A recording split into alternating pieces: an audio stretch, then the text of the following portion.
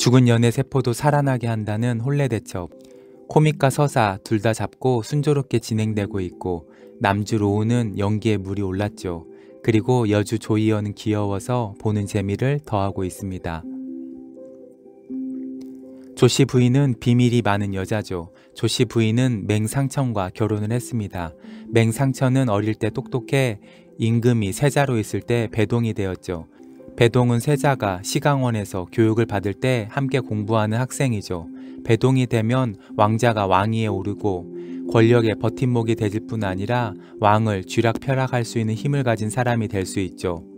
조씨 부인은 맹상천 사이에서 딸 셋을 낳았는데 첫째 딸 맹 하나는 예쁘지만 처녀 귀신이 붙었다는 소문이 돌면서 혼인을 못했죠.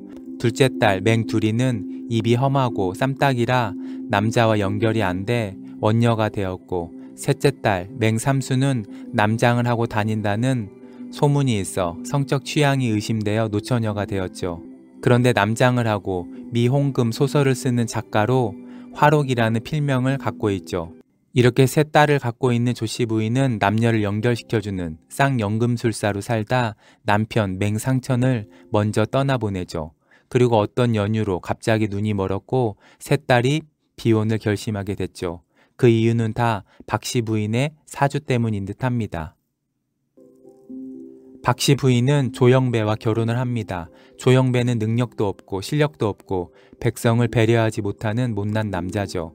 그런데 그런 조영배가 동로파의 수장이 되었고 조선의 절대 권력을 잡고 있는 좌상, 좌의정이 되었습니다.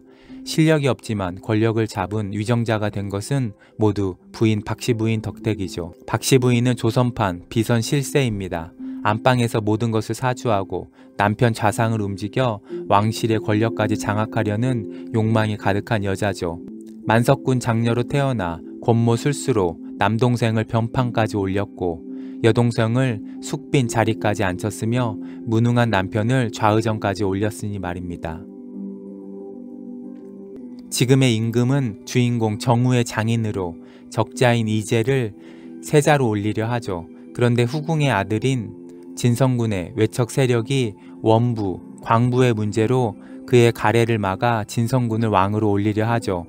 좌상, 조영배는 그의 힘으로 원부, 광부가 넘쳐난다는 명분으로 세자의 가래를 막고 있고 박씨 부인이 그 뒤에서 모든 것을 조정하고 있죠. 임금은 심정우와 딜을 했습니다. 심정우는 17세에 장원급제를 해서 왕에게 평양부 서윤직을 맡았고 공주와 결혼을 하게 됐죠. 심정우는 영의정까지 하고자 혼례를 거부했으나 아버지가 임금에게 부당한 대가를 받아 어쩔 수 없이 공주와 결혼을 했죠. 그런데 혼례 당일 정우는 최연소 장원급제를 한 것처럼 최단시간 청상부마가 됐습니다. 청상부마, 젊어서 혼자가 된 임금의 사위죠. 부마는 한번 결혼하면 재혼이나 첩을 들이지 못하죠.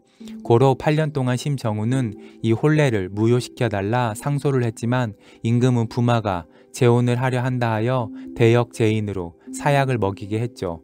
부당하다는 심정우의 말에 왕은 마지막 기회를 줬는데 만약 조씨 부인의 원녀 대표격인 맹하나, 맹두리, 맹삼순을 2개월 안에 혼례를 시키면 심정우의 혼례를 무효로 해준다고 했죠. 심정우는 정덕순과 함께 맹박사집 세 자매의 혼례를 위해 이제 일합니다. 정덕순은 도화분 제작사로 있는 여주댁에게 은혜를 끼쳐 여주댁 이름으로 아침에서 오후 늦게까지 중매쟁이로 일하죠. 정덕순의 시어머니가 박씨 부인입니다. 박씨 부인은 임금의 적자 이재의 가래를 막기 위해 원녀들의 가래를 계속 막고 있죠. 박씨 부인은 조씨 부인의 딸들을 결혼하지 못하게 협박했고 조씨 부인은 박씨 부인의 말을 듣지 않아 약을 써서 조씨 부인의 눈을 멀게 한 듯합니다. 박씨 부인에게 당한 조씨 부인. 나라의 권력을 쥐고 있는 비선 실세의 무서움을 알기에 병에 걸린 척 숨어 지내고 박씨 부인의 다음 해코지를 두려워해 딸들을 결혼시키지 않고 있죠. 심정우는 조선에 마님의 사생활, 19금 소설이 돌고 있다는 것을 문제시하고 있다가 원녀 광부 문제를 소관하고 있는 한성부에 갔지요. 그리고 그곳에서 우연히 마님의 사생활 소설을 보게 됩니다. 그 자리에서 만난 종사관 정순구, 정순구는 정순덕의 오빠로 마님의 사생활과 같은 소설을 많이 본 한 연인이 소설의 비윤리적인 사상을 그린 내용에 심취되어 혼인을 기피하고 결국 물에 빠진 사건을 조사하고 있죠. 그러나 심정우는 이 사건을 타살로 보고 종순구와 함께 수사를 할 것입니다. 박씨 부인의 사주와 협박에 의해 꼼짝 못하고 살고 있는 조씨 부인. 조씨 부인의 막내딸 맹삼순이 남장을 하고 몰래 비홍금 소설을 써서 비선 실세, 박씨 부인의 정체를 소설로 쓰고 있는 거죠. 대표적인 소설의 제목도 마님의 사생활입니다.